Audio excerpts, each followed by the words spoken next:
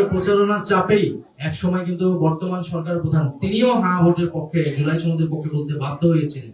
আমরা কিন্তু দুইটি নির্বাচনে অংশগ্রহণ করেছিলাম। আমরা যেটা বলি যে একটা জাতীয় নির্বাচন আর একটা গণভোট। আমরা একত্রে সবাইকে বলেছিলাম যে আপনারা যার যার মার্কায় 11 দলের মার্কায় ভোট দিন এবং হা ভোটে ভোট দিন। তো আমরা একটা অর্জিত হয়েছে সেটা নিয়েও আমাদের প্রশ্ন আছে, কিন্তু সেটা আমরা মেনে নিয়েছি। কিন্তু আমাদের যে দ্বিতীয় অংশটা যে হা ভোট, এবং 70% মানুষ 11 দলের আহ্বানে হা ভোট দিয়েছে এবং 11 দলের প্রচারণার চাপেই এক সময় কিন্তু বর্তমান সরকার প্রধান তিনিও হা ভোটের পক্ষে জুলাই সনদের পক্ষে বলতে বাধ্য হয়েছিলেন। ফলে সেটা আমাদের অর্জিত হয়নি এবং আমরা এনসিপি যেটা বলি আমাদের যে এক দফার ঘোষণা ফ্যাসিবাদী ব্যবস্থার বিলোপ, সেটিও যেহেতু এবং নতুন বন্দোবস্ত অর্জিত হয়নি। ফলে আমরা ঐক্যবদ্ধভাবে আছি সংসদে এবং সংসদের বাইরে। এবং দেশে এই মুহূর্তে গ্যাস, বিদ্যুৎ, জ্বালানি সংকট, সারের দাম বৃদ্ধি পেয়েছে, আপনারা জানেন, মানুষের ভোগান্তি।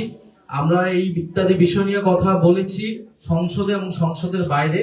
আমরা জনগণের অধিকারের পক্ষে আমরা কথা বলে যাব। 11 দল না, আমরা আমাদের এই আন্দোলন এটা জনগণের পক্ষের আন্দোলন, এটা নতুন বাংলাদেশ গড়ার আন্দোলন। আরো যারা শক্তি, যারা নির্বাচনে হয়তো আমাদের সাথে আসতে পারেনি নানা কারণে, সেই সকল রাজনৈতিক সামাজিক শক্তিকে আমরা আহ্বান জানাচ্ছি যে একত্রে জোটগত ভাবে হোক, যুগপৎ ভাবে হোক, এই সরকারকে অবশ্যই আমাদেরকে জনগণের পক্ষে, তারা যে গণবিরোধী নীতিগুলো নিচ্ছে, আপনারা জানেন যে গোমের আইন তারা করছে, মানবাধিকার কমিশনের আইন তারা আগের আইনের থেকেও দুর্বল আইন করছে, অর্থাৎ ফ্যাসিবাদী ব্যবস্থাকে তারা টিকিয়ে রাখার চেষ্টা করছে সরকার। ফলে আমাদেরকে গণতান্ত্রিক শক্তিগুলোকে, বাংলাদেশের পক্ষের শক্তি, ইসলামের পক্ষের শক্তিগুলোকে আমাদেরকে ঐক্যবদ্ধ হতে হবে আগ্রাসনের বিরুদ্ধে, আধিপত্যবাদের বিরুদ্ধে এবং স্বৈরাচারের বিরুদ্ধে।